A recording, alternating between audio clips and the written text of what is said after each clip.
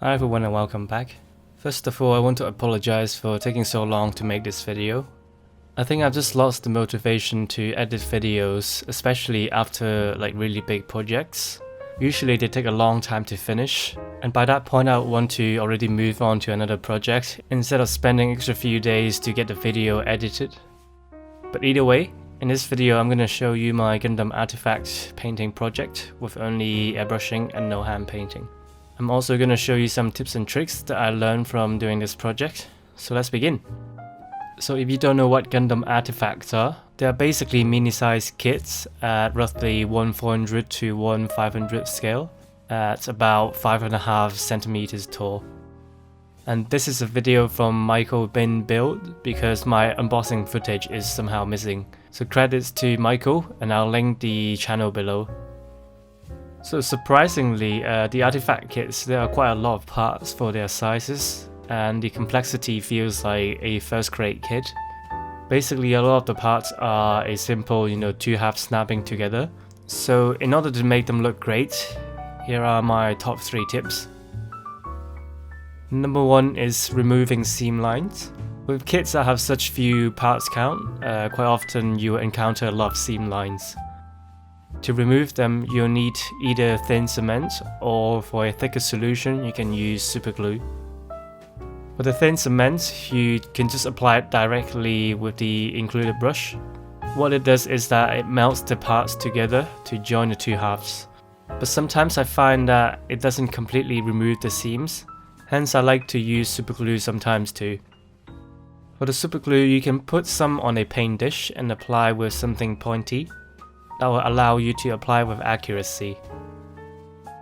After removing the seams, you need to sand the surfaces smooth, and for tight spaces I recommend using really thin sanding plates or sticks.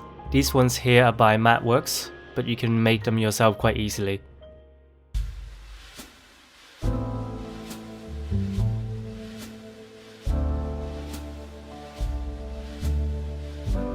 After that, it should look and feel very smooth, and you have successfully removed the seams. The second tip is rescribing. With the panel lines, they are either very shallow or non-existent. So what rescribing does is it deepens the lines and allow the panel line ink to stick inside later.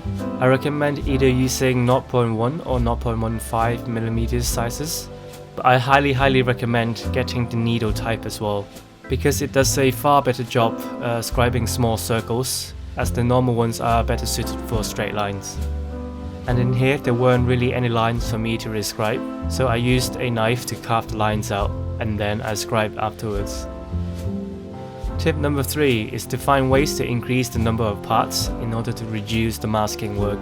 For example, in this Zaku's leg, I'm creating a C-clip to allow the foot to be detached.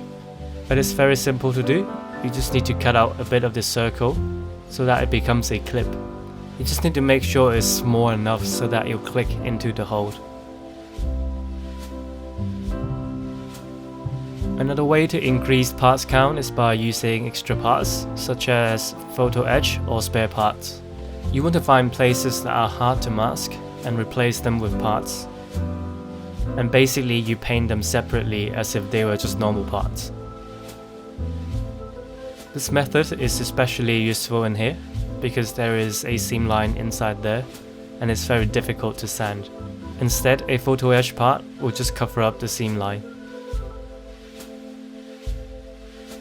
With this arm on the V2 Gundam, I separated the shoulder and the arm to make masking a bit easier. But in here there's no option for a C-clip mod. So what you can do here instead is to drill and install a rod, essentially creating your own connection. You will need a hand drill or pin vise, and I'm using 1mm size here to drill a hole on one side. To make sure the hole on the other part is at the right place, you can put some blue tack on the opposite side, then lightly press two halves together and then take apart again. The little dot that you see here shows you where you should drill. After that, you can install the rod. Brass rods are great because they are relatively strong, but still very soft to cut. At this stage, you can glue one side of the rod and leave the other part for the assembly stage. So hopefully after all that work, your artifact kit will be ready to paint with a good amount of part separation. And now you can start painting how you normally would with a normal size kit.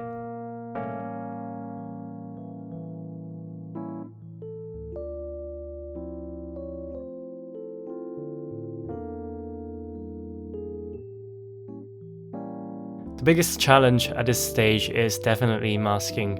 As you know, at this size, the masking needs to be precise, and the masking tape doesn't stick very strongly to its tiny surfaces. The best way to mask I found was to cut the masking tape up into really tiny pieces so that you get a better fit. An extremely handy tool that I found was to use different sizes of hole punches to cut out tiny circles. Usually for larger ones you can use a circle cutter, but they don't really work well with sizes under 1mm. And there are so many of these circles in the artifact kits, so this tool really saved me a lot of time. Another tip I found was, if you want your final product to have the smoothest surface, even when zoomed in, ideally before painting you'll want to sand your surfaces above 1200 grit roughness. Usually around 1000 is good enough, but I found that if you zoom in on the artifact kits, 1000 is not smooth enough. If you want to know the colors I use as reference, they will be in the description below.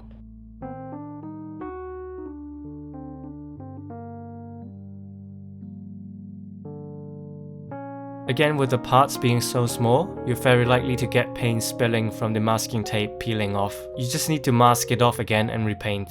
It is very tedious, but it is the only way.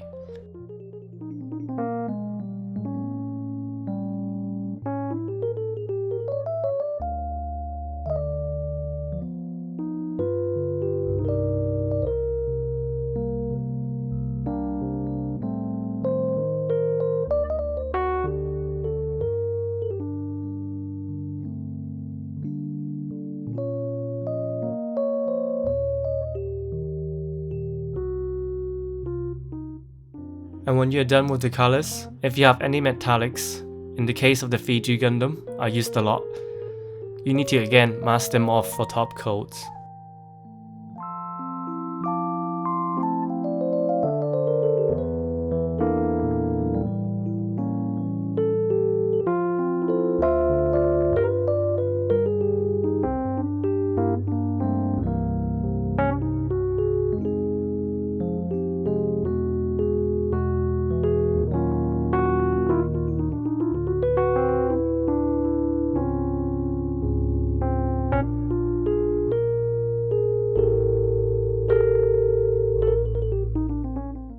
For water slides, as you probably know, there aren't many of them that are designed for such a small scale, but I found the Ocean Spirit ones work pretty well.